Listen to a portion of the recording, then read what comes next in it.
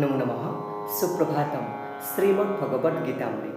আজি শ্ৰীমদ্ ভগবদ গীতাৰ ক্ষেত্ৰ ক্ষেত্ৰজ্ঞ বিভাগ যোগ নামৰ ত্ৰয়োদশ অধ্যায়ৰ পঞ্চদশ সংখ্যক শ্লোক। এই বিশিষ্ট শ্লোকভাগী হৈছে এনেধৰণৰ: ধ্যানেনাত্মানি পশ্যন্তি কেচিদাত্মানমাত্মনা অন্যে সাংখ্যেন যোগেন কৰ্মযোগেন চা পৰে। এই বিশিষ্ট শ্লোকভাগীৰ অসমীয়া অৰ্থ হৈছে এনেধৰণৰ: কিছুমান লোকে ধ্যানৰ মাধ্যমেৰে পৰমাত্মাক নিজৰ ভিতৰত দেখা পায়, কিন্তু কিছুমানে জ্ঞানৰ অনুশীলনৰ দ্বাৰা আৰু নিষ্কাম কৰ্ম আৰু যোগৰ দ্বাৰাইও পৰমাত্মাক নিজৰ মাজত উপলব্ধি কৰে বুলি কোৱা প্ৰসংগত ভগৱান শ্ৰীকৃষ্ণই সখা অৰ্জুনক এই বিশিষ্ট শ্লোকভাগী অৱতাৰণা কৰিছে।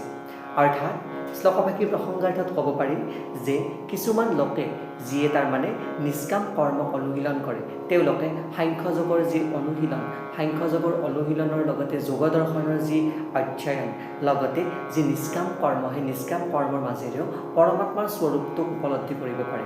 কিন্তু যিসমূহ নিৰাশাবাদী বা নাস্তিক দৰ্শনৰ যি শিৰোমণিসকল বা নাস্তিক দৰ্শনক গ্ৰহণ কৰাসকলে এই পৰমাত্মাক উপলব্ধি কৰিবৰ কাৰণে ভিন্ন ভিন্ন মাধ্যমৰ অনুশীলন কৰে। কিন্তু যাৰ দ্বাৰাই আধ্যাত্মিক জ্ঞানেৰে বা ধ্যানৰ দ্বাৰাই পৰমাত্মাক উপলব্ধি কৰিব পাৰে, তেওঁলোকে জ্ঞানৰ অনুশীলন কৰি কৰ্মযোগৰ মাধ্যমেৰে পৰমাত্মাক উপলব্ধি কৰিবলৈ প্ৰয়াস কৰে বুলি উল্লেখ কৰিছে।